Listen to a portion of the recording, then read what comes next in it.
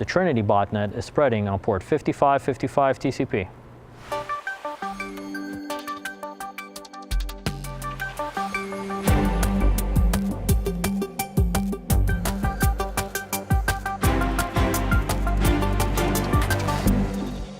So Stan, you have something to share with us today about some new malware?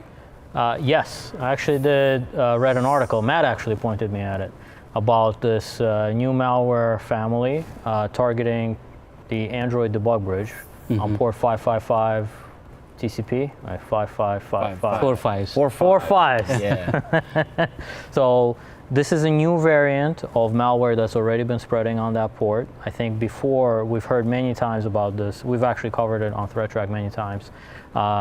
This is a port that gives you full administrative access to Android devices if it's left enabled.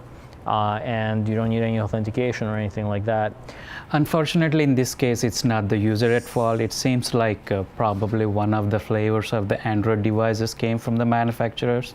I think the belief is that, during the manufacturing process, maybe the developers of certain devices inadvertently left this port open. So what's interesting about this is that before we were seeing like Mirai and other things spreading on this port, and now a security researcher actually wrote an article about this is something I think he dubbed Trinity. So on October 23rd, I think, is when he wrote the article. And it's just describing exactly in excruciating detail, which is exactly the kind of detail I like, exactly how this thing spreads and how it works. And the one thing, though, is he mentioned that it's a P2P botnet. And I think that maybe there's not enough evidence to conclude that, and we certainly don't see it as a P2P botnet from our telemetry. But there's still a lot of very interesting things about this malware.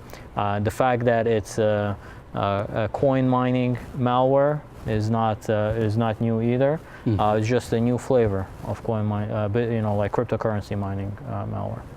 So, I think mentioning about the miner, we covered about ADB miner, which uses this Android debug port. Yes, exactly. 5555 TCP. I think that one, in that case, it uses FBOT, which is a Satori variant, I believe. And the uniqueness of that FBOT is it uses MRDNS, which is kind of a memory coin. It has its own kind of DNS structure.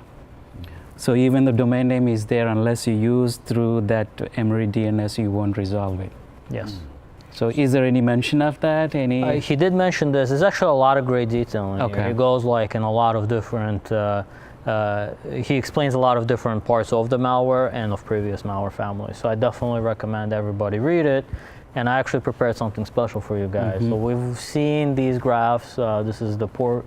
This is our port activity for port 5555 TCP for the last 30 days. Okay. And what we're seeing here is just the number of probes, so the volume. So when you look at that graph, you're going to see there's a baseline, and then it goes up a little. And notice that's right actually before the article gets published. So just a few days before. And it's clear, the security researcher noticed this activity and noticed this variant. And you could see ever since then, with this malware family, there has been an uptick in the number of probes. Now, I want to show you something that's interesting. The number of scanners. Okay. So the number of scanners is the number of devices concurrently scanning at the same time. And if you look, there is a little bump there, which coincides again with the same time frame.